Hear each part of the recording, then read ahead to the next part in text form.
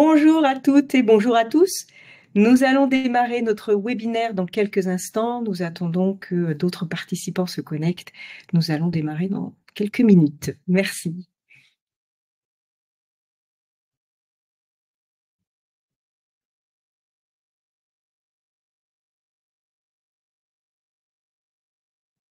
Je vois que le nombre de participants augmente assez rapidement d'ailleurs. Oh, bonne nouvelle. Très bien, commentatrice, parfait.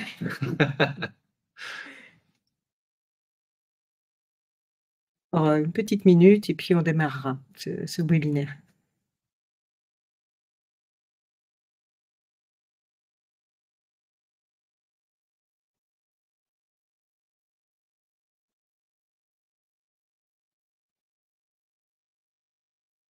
Et ça monte et ça monte.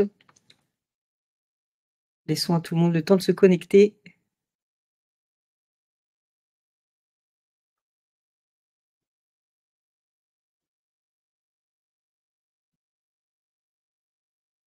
Allez, on va commencer. Donc, bienvenue à toutes et à tous de nous rejoindre aujourd'hui pour ce webinaire organisé par Eboine et HPE sur la thématique 5G et industrie, une révolution accessible à toutes les entreprises. Alors, juste avant de commencer, je tiens à vous indiquer que vous pourrez poser vos questions à la fin de cette session. Il y a un onglet dédié aux questions sur lequel vous pouvez, d'ores et déjà d'ailleurs, si vous le souhaitez, poser vos différentes questions.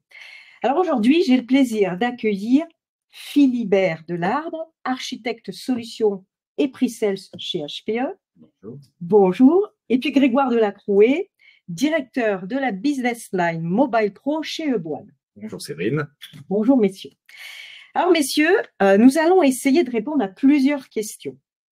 Est-ce que la 5G industrielle s'adresse uniquement aux grandes entreprises ou bien est-elle accessible facilement aux ETI et aux petites sociétés? Et comment la 5G répond aux enjeux de connectivité, de performance, de transformation digitale lorsqu'on est une société de taille intermédiaire? Alors, juste avant de commencer, est-ce que vous pourriez nous décrire très rapidement, en quelques mots, vos sociétés? Grégoire. Alors, Eboine, c'est un opérateur de technologie et de solutions digitales qui a une triple expertise, une expertise autour des télécommunications, autour de la traçabilité et autour de la cybersécurité, ce qui est totalement clé aujourd'hui. On est présent dans une dizaine d'agences en France. On a près d'un quart de siècle d'ancienneté maintenant. On fait partie du groupe ADP. Et voilà, et on est un des leaders de la 5G privée en France, avec déjà pas mal de références, mais on aura le temps d'en reparler tout à l'heure. HPE est une entreprise internationale, fournisseur de technologies autour de l'infrastructure, serveur stockage, du logiciel et du networking, allant du Wi-Fi au LAN, au SD-WAN et toutes les opérations SASI. Aruba a décidé de compléter son offre de réseau avec tout un panel de solutions de réseau privé 5G à la suite d'un rachat stratégique d'un des leaders des réseaux mobiles privés, l'entreprise Atonet. Ouais.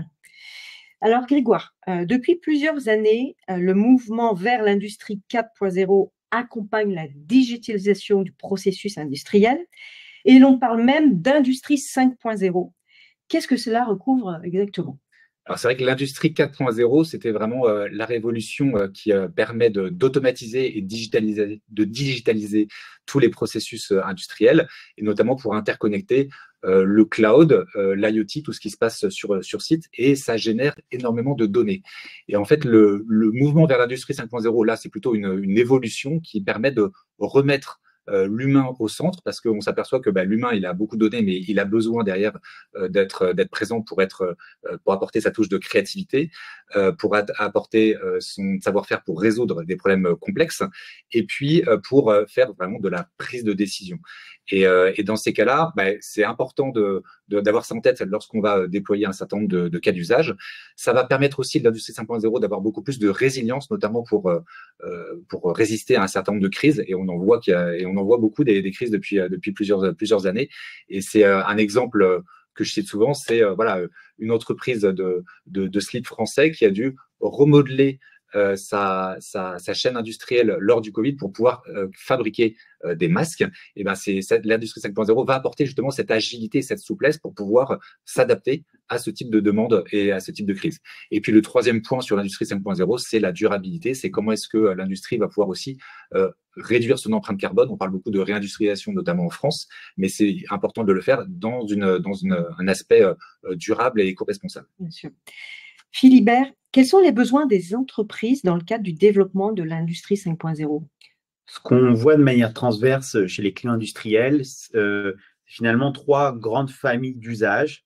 La première famille, c'est finalement tout ce qui est lié à la connectivité des hommes et des femmes, des travailleurs sur ces sites, à la fois pour leur permettre d'échanger ensemble, de se synchroniser ensemble, aussi de leur offrir des services supplémentaires, notamment accéder aux données enrichies de cette industrie 5.0, mais aussi un certain nombre de services qui sont autour de la protection des travailleurs isolés. Donc ça, c'est vraiment un pôle important. Le deuxième élément, deuxième pôle de cas d'usage, c'est finalement tout ce qui est collecter les objets, les informations distribuées sur le site industriel, autour de l'IoT, autour de tout ce qui est information de qualité de service, de sécurité et d'information, et où on va même voir jusqu'à de la connectivité autour de protocoles d'automatisation. Et puis à la fin, on voit des cas d'usage qui sont finalement un peu le mix des deux, qui sont j'ai enrichi de la donnée que j'ai collectée et je prends une décision pour mener des actions sur le terrain avec des drones qui peuvent être pilotés par l'humain autour de drones soit volants pour mener des opérations de maintenance ou de nettoyage de parcs photovoltaïques, des robots qui viennent porter ou déplacer dans une chaîne de production, ou des robots qui viennent faire de la sécurité périmétrique ou intervenir lors de phases de crise. C'est vraiment l'ensemble des cas d'usage qu'on voit apparaître aujourd'hui sur ce réseau. Alors moi, je comprends bien les besoins, mais Grégoire, est-ce que tu pourrais m'en dire un peu plus sur les bénéfices qu'une entreprise peut tirer justement de la 5G industrielle?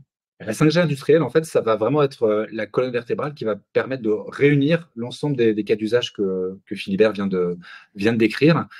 Jusqu'à présent, on avait un certain nombre de technologies qui permettaient de faire pas mal de choses, mais qui étaient aussi assez limitées ou en fin de vie. Donc, je pense à du Wi-Fi, à du DECT, à de la DMR, évidemment à toutes les technologies filaires autour de l'Ethernet. La 5G industrielle, c'est ce qui permet vraiment d'agréger ces cas d'usage, comme je disais, et c'est la première technologie mobile qui a été réalisée et designée pour les entreprises et notamment les industries, ce qui n'était pas le cas des autres technologies mobiles 2, 3, 4G. L'apport pour le grand public, il est assez mineur, hein, ça donne surtout de la capacité supplémentaire, alors que sur la 5G industrielle, il y a un certain nombre de bénéfices qui sont là et qui permettent d'apporter beaucoup plus de fiabilité, de l'évolutivité aussi dans les réseaux et évidemment de la sécurité. C'est ce qu'on voit ici sur ce slide. On va pouvoir connecter beaucoup plus d'objets sans contrainte, avec une couverture réseau qui est partout homogène et sans couture, ce qui va permettre aussi derrière une meilleure mobilité et il n'y a pas de risque de coupure lorsque l'on va passer d'un point d'accès à un autre, avec des performances qui permettent à la fois de la donnée et de la voix, donc vraiment un système temps réel à faible latence notamment. De la sécurité by design, avec un certain nombre de cryptage et de contrôle au flux, et de la gestion de la qualité de service en fonction du type de flux, en fonction de leur criticité. C'est ça vraiment qui est clé, c'est cette souplesse qu'apporte cette 5G industrielle à toutes les entreprises, quelle que soit leur taille. D'accord. Et tu l'as mentionné, en fait, la 5G va aussi permettre justement de gérer une grande quantité de données. Et je voulais juste savoir comment on s'assure que ces données soient vraiment utiles aux collaborateurs, comment les rendre accessibles, compréhensibles, exploitables, pour aider à prendre des bonnes décisions au bon moment. C'est un peu le côté de remettre l'humain au centre, c'est effectivement lui donner la possibilité de prendre cette décision. Et ça, je voudrais du coup développer un petit peu sur un cas d'usage qui est assez emblématique, qui est celui du jumeau numérique, et notamment dans le cadre d'une cartographie 3 dimensions. Pourquoi 3 dimensions? Parce que ça permet aussi de voir les impacts opérationnels des entrepôts, des lieux de production, notamment avec les problématiques de hauteur dans les rayonnages qu'on ne voit pas évidemment sur une carte en deux dimensions. Et donc, dans ce jumeau numérique, là, en fait, on voit que ça va permettre d'aller faire une recherche d'équipement grâce à la visualisation en temps réel des différents robots, des différents objets connectés, des différentes tablettes aussi qui sont connectées. On va pouvoir faire cette recherche en temps réel. C'est pareil pour les machines-outils, évidemment. On va pouvoir aussi optimiser le process de production parce que ce type d'outil permet de rejouer un certain nombre de missions en y apportant une brique d'intelligence artificielle et de machine learning. Donc ça va vraiment permettre d'augmenter la productivité des industries. Et puis, on va pouvoir même aller jusqu'à aider certains sous-traitants, par exemple, qui n'ont pas forcément l'habitude d'aller dans tel ou tel site, à s'orienter plus facilement en développant des applications du type un peu un Waze de l'entrepôt industriel pour qu'ils puissent facilement savoir où aller et où trouver les outils pour travailler au mieux et au plus efficace. Mais alors, comment faire en sorte que tous ces cas d'usage ne soient pas uniquement accessibles aux grandes entreprises ou grands sites? Philibert, peut-être. Je voudrais commencer par quelque chose. Un réseau mobile, c'est rien de plus que ça. Là, vous voyez un format, donc c'est une valise, il y a un cœur de réseau, il y a une radio. Donc, un réseau mobile, même si ça a adressé les besoins des grands clients, on sait le rendre de manière très légère et de petite taille. Donc ça, c'est un travail qui a été fait par HPE pour faire en sorte que l'empreinte logicielle d'un cœur de réseau soit le plus petit possible pour s'adresser au plus grand nombre. Après, on peut jouer sur des architectures pour répondre à ces besoins. Et ça, c'est finalement la technologie qui nous le permet. On peut décider de déployer le cœur de réseau dans des infrastructures data center centralisées ou dans le cloud pour ne déployer que sur le site client la radio. Ça permet d'offrir de la connectivité intrinsèque sur ce site. On est capable aussi de déporter des composants de ce cœur de réseau sur le site client pour permettre des usages sur de la faible latence et avec beaucoup de débit en local, jusqu'à déployer la totalité de ces composants dans une infrastructure chez le client. Ce qui va varier finalement est le choix d'un réseau ou d'une architecture par rapport à un autre. C'est finalement le besoin de niveau de service et de résilience qui est attendu par le métier cas d'usage par cas d'usage.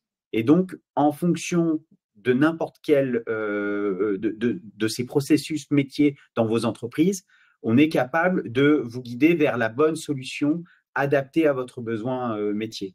Et c'est vraiment ça le fondement de cette technologie, capable de s'adapter tout petit comme la valise et de venir diversifier les architectures pour jouer dessus.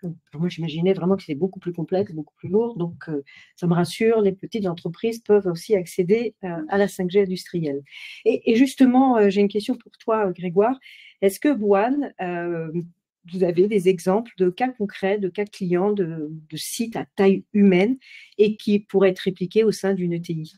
Je vais donner l'exemple de GMP, donc c'est la Générale de Manutention Portuaire, qui est donc un expert logistique sur le port du Havre, qui a utilisé une architecture en cloud privé, justement. Donc, je vais vous expliquer pourquoi. En fait, la problématique de ce client, c'était déjà une problématique humaine autour des accidents qu'il pouvait y avoir et des risques d'accidents entre les cavaliers, qui sont ces énormes machines qui se trouvent à 10 mètres de hauteur. Donc, la cabine de pilotage est à 10 mètres de hauteur pour pouvoir porter un container d'un point A à un point B. Donc, décharger les bateaux et les emmener sur le yard, puis ensuite les mettre sur un camion ou sur la route. Donc, entre ces cavaliers qui sont des énormes machines de plusieurs tonnes et des véhicules classiques comme celui qu'on peut voir à l'écran. Et en août 2023, il y a eu un accident grave où un véhicule a été détruit, parce que le cavalier ne l'avait pas vu. Heureusement, le conducteur, donc le docker, n'a pas eu de dégâts, mais ça a été un déclencheur pour se dire il nous faut une solution d'anti-collision. Et il le faut rapidement, parce que les dockers sont des populations exigeantes, pas faciles socialement, et donc il fallait vite que la DSI trouve une solution. Et c'est comme ça que GMP a décidé de déployer en cloud privé ce qu'on appelle un MVP, donc un Minimum Viable Product, qu'on a pu leur donner en déportant de notre cœur de réseau central dans les data centers de Boine que nous avions déjà, une radio locale qui s'interconnectait avec ce système d'anti-collision. Et là, on voit effectivement qu'en temps réel, ce système d'anti-collision vient capter le fait qu'il y a un risque de choc entre les deux et vient alerter le conducteur à temps, à la fois le conducteur du cavalier et le conducteur du véhicule en contrebas. Donc, ça a pu, grâce à ce cloud privé, aller très vite et avoir cette agilité et cette accessibilité aussi d'un point de vue prix. Et puis derrière, ça a permis à GMP de développer d'autres cas d'usage. Là, on a vu le jumeau numérique à l'instant. C'est une autre possibilité qui s'est offerte à GMP pour améliorer ici leur efficience. Tu aurais un autre cas d'usage aussi à nous présenter Donc là, je vous ai parlé du cloud privé et puis il y a l'infrastructure hybride. Donc là, c'est un autre cas client d'un site Céveso dont je ne peux citer le nom, mais qui est soumis au fort risque chimique et qui, là, pour le coup, avait une problématique de refonte de tous ces éléments wireless pour connecter leurs terminaux, leurs scanners, leurs tablettes et qui, derrière, avait des contraintes réglementaires fortes pour garder, justement, en tant que site Céveso, les données sur site. Donc là, il n'était pas question, comme GMP, de reporter les données en centrale. Il fallait que les données soient sur site, mais pour autant avec des vraies problématiques de budget. Donc au départ, ils ont voulu faire une étude Wi-Fi en se disant, ben voilà, c'est le Wi-Fi qui est adapté. Donc mais ils voulaient absolument une couverture totale. Donc il y avait besoin finalement de 91 points d'accès Wi-Fi, dont 50 en outdoor.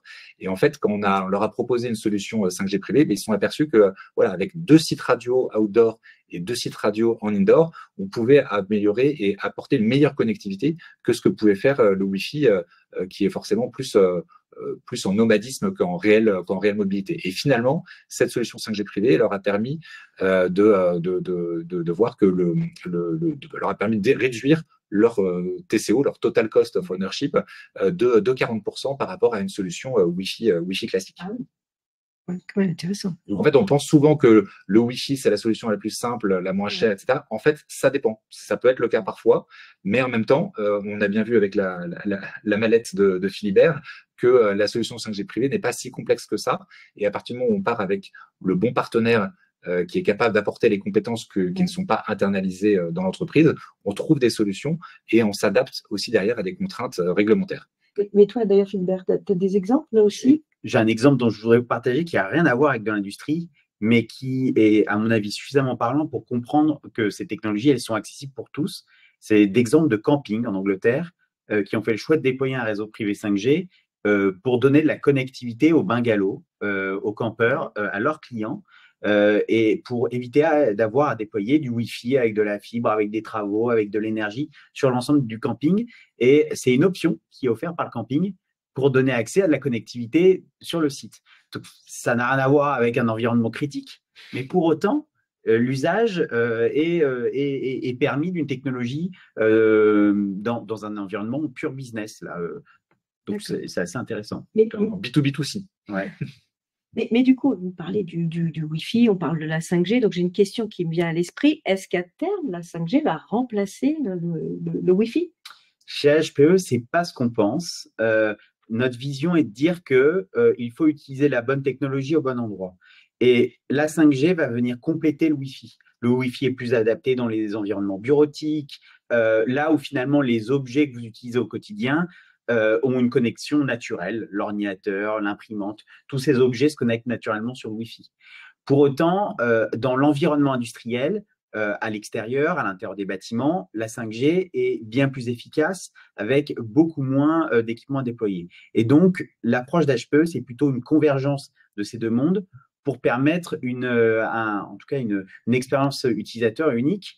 La vision stratégique et ce qu'a commencé à développer HPE avec l'intégration d'Atonet, c'est notamment la capacité d'avoir à la fois le Wi-Fi et la 5G connectés sur une seule solution, pouvoir bénéficier des mécanismes de sécurité et d'authentification de la 5G sur le Wi-Fi avec tout ce qui est EAP SIM Authentication et permettre aux utilisateurs de passer d'un monde à un autre sans avoir, en tout cas sans coupure, avoir des mécanismes d'authentification fiables et permanents. Et puis le deuxième volet qu'on a travaillé, toujours dans cette idée de simplification, c'est l'outil de management pour manager de la même manière son LAN, son Wi-Fi et le réseau 5G privé pour faire en sorte que finalement, on puisse manager ces réseaux de connectivité de la même manière, quelle que soit la technologie qu'on utilise. D'accord, très clair. Merci pour cette explication. Grégoire, tu as un dernier mot peut-être? Simplement, peut-être pour repréciser que Aboine, comme je l'ai dit tout à l'heure, est un leader sur la 5G privée en France. On est le point de contact unique pour nos clients. Donc, on leur apporte toute l'expertise à la fois dans la phase amont sur la partie conseil, études, jusqu'à l'exploitation de leur réseau, en passant par le déploiement ou l'intégration. Et effectivement, on a un certain nombre de références que vous pouvez avoir à droite sur ce slide, et on couvre tous les secteurs d'activité, mais aussi toutes les tailles des entreprises ou des sites pour en revenir avec le thème du jour. Eh bien, merci aux deux intervenants pour cette présentation. Je vous propose que nous démarrions la session de questions-réponses. Donc, vous pouvez de nouveau poser vos questions sur l'onglet questions qui doit se trouver sur votre écran. Et on a déjà en fait un certain nombre de questions, donc je vais commencer à vous les poser. Alors, j'ai une première question qui est: comment garantir la sécurité des données et la résilience du réseau face aux cybermenaces? Qui veut répondre? Je vais répondre. Il y a plusieurs volets. La résilience, c'est finalement tous les mécanismes de redondance que l'on peut construire à la fois sur le cœur de réseau et sur la radio pour faire en sorte d'éviter d'avoir un seul composant qui puisse finalement être en défaut. Le deuxième élément sur la cyberattaque, c'est tous les mécanismes intrinsèques à cette technologie qui permettent l'authentification forte des différents équipements basés sur la carte SIM. Et de manière plus globale, on est capable de venir sur cette technologie garantir une ségrégation des différents trafics pour reproduire l'architecture SI d'un client en le propageant sur ce réseau. Donc, l'exemple donné, c'est on a un réseau pour la partie industrielle, on a un réseau pour la vidéosurveillance, on a un réseau pour le SI tertiaire traditionnel. On est capable de venir reproduire couche par couche ce réseau et le propager dans le réseau privé. Ça, c'est quelque chose qui est assez qui marche bien et qui est relativement reconnu, puisque même l'ANSSI aujourd'hui reconnaît la capacité de la 5G pour cette segmentation. Donc, c'est sécurisé. Nous avons une autre question. Quels sont les critères de sélection d'un smartphone ou tablette pour un bon fonctionnement dans un réseau privé? Grégoire. Alors ça, je peux prendre. C'est une bonne question parce qu'effectivement, l'écosystème est là, il est présent sur différentes bandes de fréquences, donc ça, c'est une très bonne nouvelle. Maintenant, c'est vrai que depuis le démarrage de ce marché il y a 5-6 ans, on a vu des évolutions et on a vu les constructeurs qui ont intégré la problématique de réseau privé dans le cadre d'un durcissement vraiment hardware du matériel et dans le cadre d'un bon fonctionnement sur des réseaux privés, donc qui avaient certains aspects techniques qui n'étaient pas les mêmes que les réseaux grand public. Donc, on va dire les critères de sélection d'un bon smartphone, c'est déjà qu'ils répondent parfaitement dans l'usage du cas pour lequel il est employé, donc en termes d'ergonomie, en termes de durcissement, je l'ai dit, en termes aussi de coût et de praticité d'usage.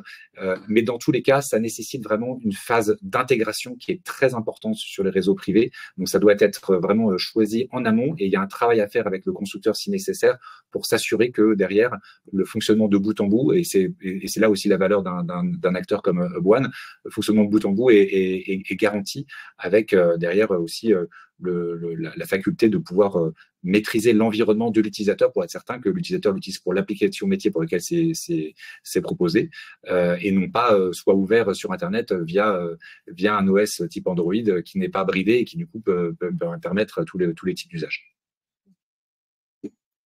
Alors, on a une autre question, et j'avais la même question, intéressante aussi. Quel est le budget pour une PME industrielle de déployer un réseau 5G privé?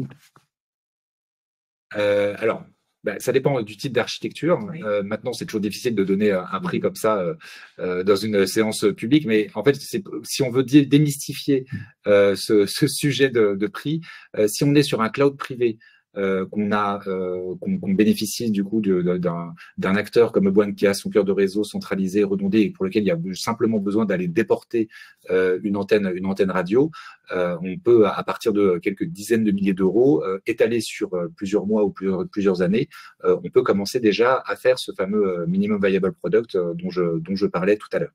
Donc c'est pas le prix qui doit vraiment être le frein premier, c'est plutôt derrière qu'est-ce qu'on va en faire, comment je vais le déployer, avec quel niveau de résilience, pour s'assurer que l'architecture correspond totalement aux usages et aux besoins. D'accord.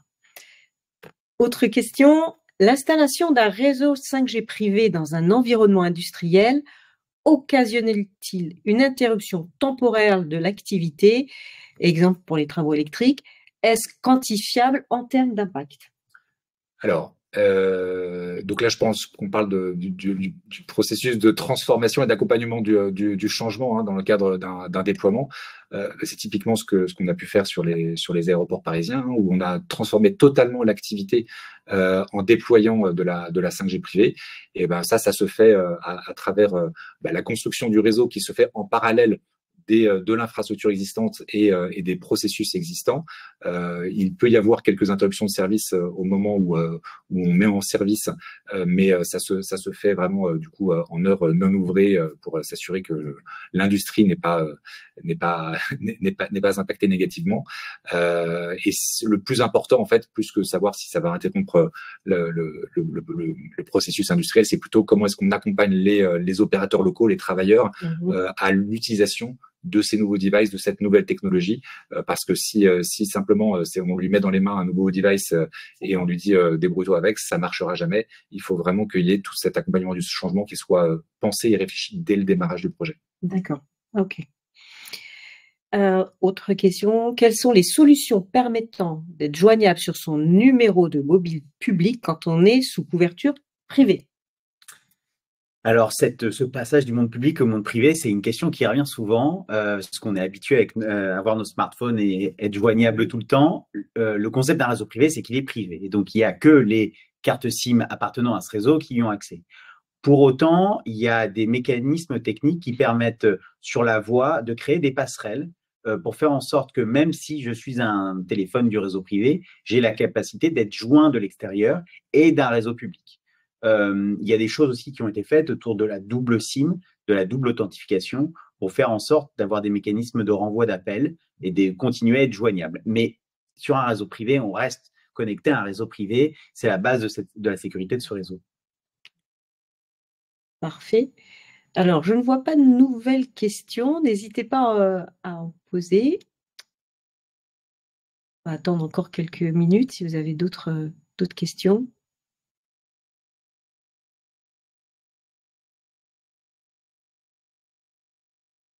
On a fait le tour. Pas de nouvelles questions.